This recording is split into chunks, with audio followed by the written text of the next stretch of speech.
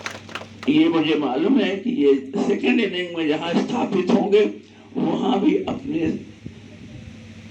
अपने पूरे जो इनके गुण हैं, जो इनका स्कॉलरशिप है, जो इनका ज्ञान है, इससे वही वहाँ पर भी फलेंगे फूलेंगे।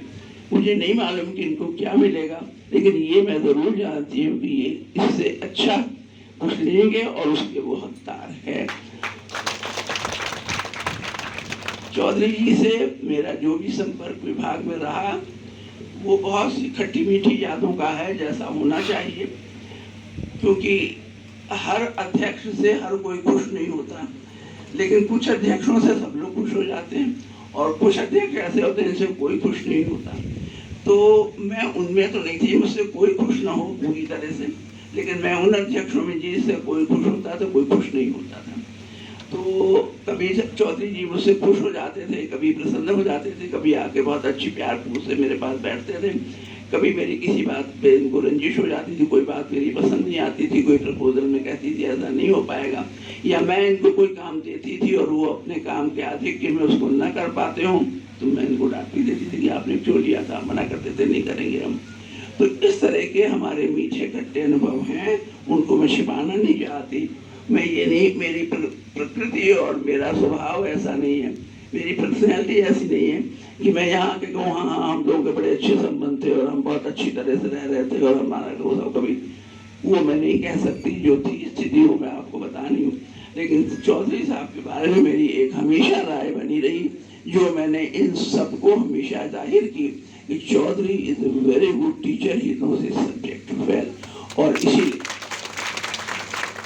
इसीलिए मैंने चौधरी जी को अपॉइंट किया था, क्योंकि मुझे ऐसा लगा था कि अगर मैं चौधरी को अपॉइंट नहीं करूंगी तो मेरे डिपार्टमेंट में कंपैरेटिव, अब वर्मा जी मेहरोत्रा जी रिटायर हो गए हैं, मेरा साहब भी रिटायर हो जाएंगे, और उसके बाद मुझे ऐसा लगता था मैं पढ़ा सकती हूँ, पर मुझे ये मालूम था कि मेरे पास इतना समय नहीं होगा कि मैं पढ़ा पाऊँ। तो मुझे लगा कि अगर मैं चौधरी को अपॉइंट नहीं करती हूँ तो कंपैरेटिव सोशियोलॉजी जो है वो डूब जाएगी। इसलिए मुझे कंपैरेटिव सोशियोलॉजी के लिए एक मांझी जरूर चाहिए उस नाव में चलने के लिए, जो कंपैरेटिव सोसाइटी को ठीक से पहुंचा सके, और उस मांझी के रूप में मैंने चौधरी जी को अपॉइंट किया था। मुझे बहुत खुशी है कि मैंने जिस आशा और विश्वास से मैंने, इसलिए किसी भी टीचर को इसलिए नहीं अपॉइंट किया था कि वो सुबह शाम मेरे घर में आके दस्तक देगा, या वो मेरे पैर छुएगा, या मेरे यहाँ कुछ लेके कभी कभी आ जाएगा कि कभी मैं उसको एग्जामिनेशन दे दूँ या कुछ और काम दे दूँ। इस बात से ये लोग साक्षी हैं कि मैंने कभी भी किसी से कोई चीज़ की आशा नहीं की होगी, पर इसलिए मैंने किसी को भी ऐसे अपॉइंट नहीं किया था। सिर्फ मैंने इसलिए अपॉइंट किया था कि उनके पास जो ज्ञान है, जो विद्या है, उसको देख कर मैं ले रही हूँ, और उस ज्ञान और विद्या को वो पूरी तरह से हमारे विभाग, उससे पूरी तरह से हमारे विभाग को लाभान्वित कराएंगे। चौधरी जी ने उसके साथ पूरा न्याय किया, अच्छी तरह से पढ़ाया, और बाकी आप लोगों ने जो शब्द कहे वो सब हर एक के पर्सनैलिटी के अंग होते हैं, लेकिन उनमें कोई किसी तरह का अर्थ नहीं होता। ये सब निरर्थक शब्द होते हैं, नॉनसेंस सिलेबल्स होते हैं कि तुम पूरा हो, तुम गधे हो, तुम ये हो, ये सब नॉनसेंस सिलेबल्स, इनका कोई अर्थ नहीं होता, इसलिए इनको अर्थ देना मूर्खता है। ये सिर्फ एक विनोद के तरह से, विनोद माने एक ह्यूमर की तरह से चौधरी साहब यूज करते थे कि तुम क्या हो और क्या नहीं हो।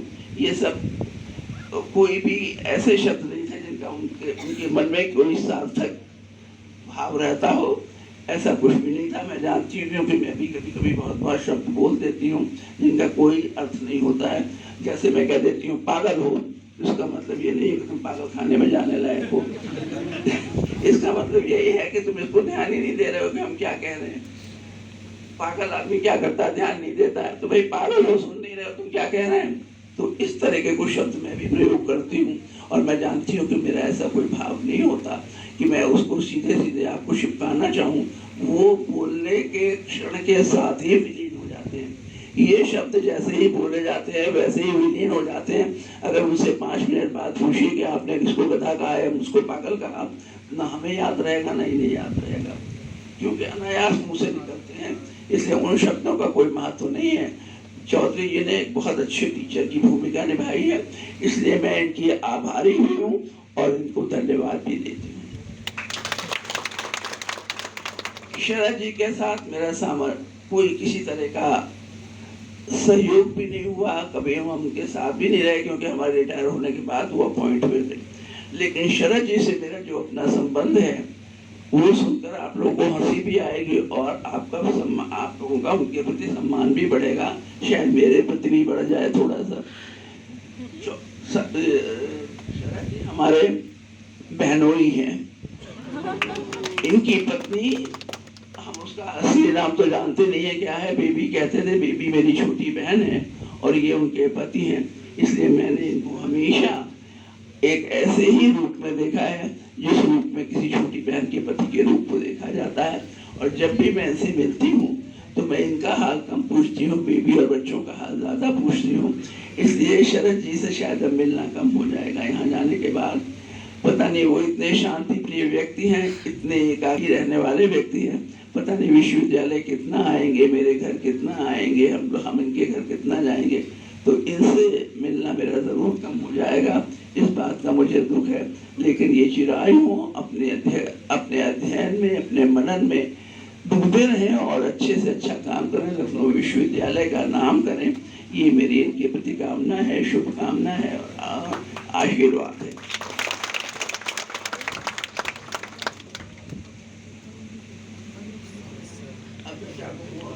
मुझे कहने के लिए है नहीं, मैं अब आप लोगों को सबको मैंने इसलिए किया था कि शायद कुछ रह न जाए, और जब आप लोगों का सबका मुझे सहयोग और यहाँ पे साहचर्य मिला, ये मेरा भाग्य है और मुझे बहुत अच्छा लगा।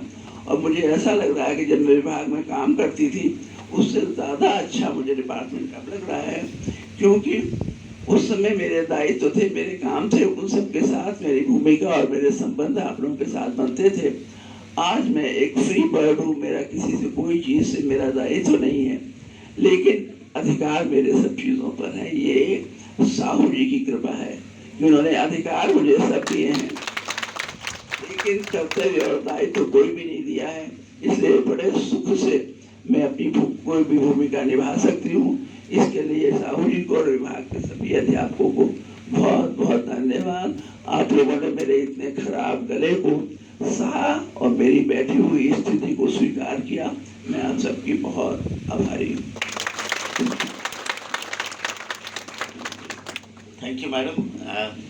आपको मैं एश्योर करता हूँ कि जब आप 91-92 में हम लोग आए, सडनली नेट जेआरएफ की स्ट्रेंथ बढ़ गया और आज इस साल भी हम आपको बता दें लगभग 200 करीब लखनऊ विश्वविद्यालय की नेट जेआरएफ है, जिसमें लगभग 50 हमारे विभाग से है। तो ये सिलसिला जारी है। और दूसरा ये उपलब्धि है कि इस विभाग ने कश्मीर से लेके बहुत सारे, जम्मू से लेके, वेस्ट बंगाल से लेके, बिहार से लेके, राजस्थान से बहुत सारे विद्यार्थी अब पीएचडी करने आ रहे हैं। ये एक इम्पॉर्टेंट बात है। दूसरा, हमारे अंतर्राष्ट्रीय स्टूडेंट्स भी हैं जो बांग्लादेश से, अफगानिस्तान से, साउथ कोरिया से भी स्टूडेंट्स यहाँ पीएचडी कर रहे हैं। तो ये एक थोड़ा सा एक अट्रैक्शन पॉइंट हो गया है कि पीएचडी स्टूडेंट्स, इंटरनेशनल स्टूडेंट्स भी आने लगे हैं। और सबसे इम्पोर्टेंट बात है, हमारी जो कोर्स करिकुलम है वो बहुत बेहतर है और उसी में सारे विद्यार्थी जब कोर्स क्लास करते हैं तो और जो भी क्लास नहीं कर पाते हैं उसके आधार पे भी बहुत सारे नेट जेआरएफ निकलते हैं। ये एक महत्वपूर्ण बात है, आपको मैं सूचित करना चाह रहा था। और ये सिलसिला जारी रहेगा और इस कार्यक्रम के साथ एक सूक्ष्म जलपान है आप लोगों के लिए।